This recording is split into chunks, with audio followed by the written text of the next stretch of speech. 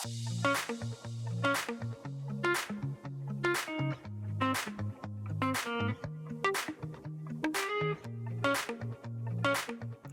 y'all, welcome back. I completely forgot to film an intro, so this will have to do.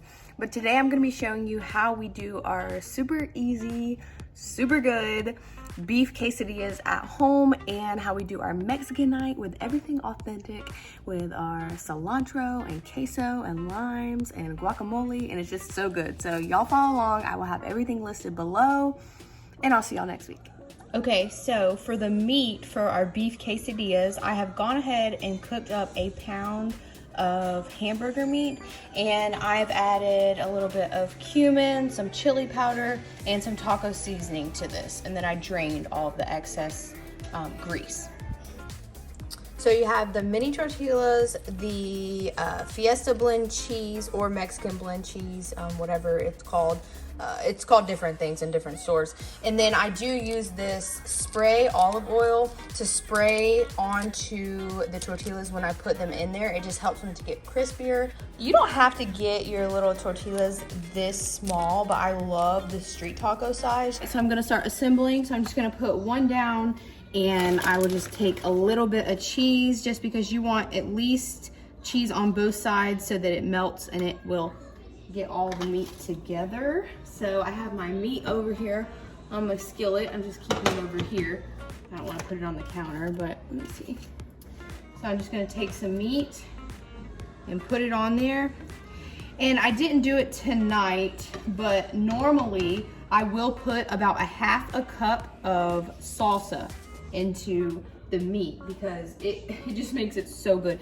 Any kind of salsa that you want, it'll add a little bit of tomatoes in there, a little bit of tang, and it gives it some really, really great flavor too. So then you're just gonna add some more cheese. And at this point, you can add whatever else you want in there. Tonight, we're gonna do it pretty simple, but that's that. And we're gonna have rice and refried beans on the side, so I'm not gonna put them on these. But then I'm going to take another one and just put it over top, just like that. Squish it down. I'm gonna make a couple more of these, and then I will show y'all how I cook them.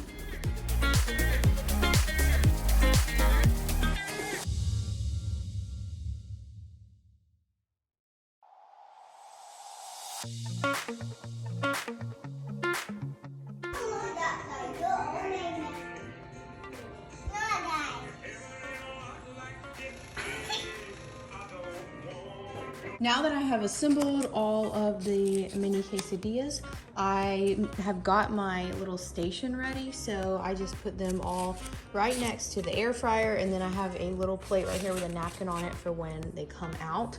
And then I have the olive oil right here. I have already gone ahead and put some tin foil into the bottom of my air fryer. It's just much easier for cleanup and all of that, but total personal preference there.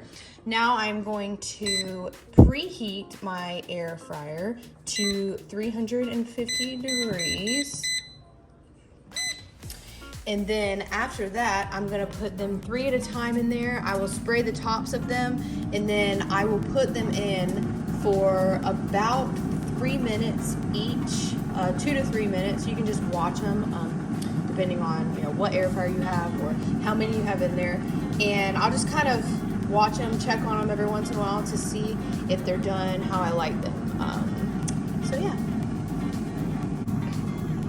Another thing, when you put these into the air fryer, you need to keep checking them and make sure you're pushing them down, because you do want that cheese to melt, and so that it can get stuck on there. Because I have twice now put these into the air fryer, and since these are tortilla, they will like bubble up when they're fried. And if you've ever fried them, then you know what I'm talking about. But if the cheese is not holding it down on the bottom, it will start to puff up and it can come off. So you just want to, kind of watch it, make sure that it's not trying to come away from it. But that only happens on the first side. Obviously, when you flip it over, you won't have that issue.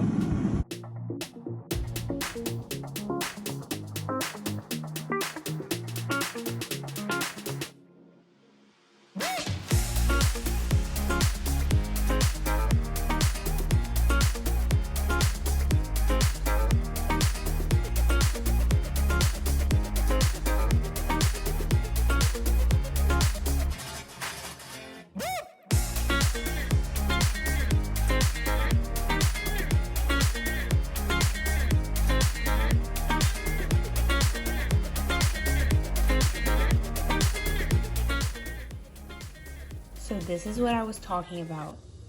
These little boogers right here. They don't want to stay down because they're trying to be all crazy. So you just got to watch them, you know. And then once everything starts to get hot, and don't use your finger, do as I say, not as I do.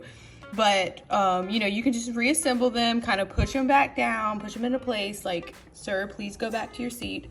And then you can just pop them back in, restart that bad boy.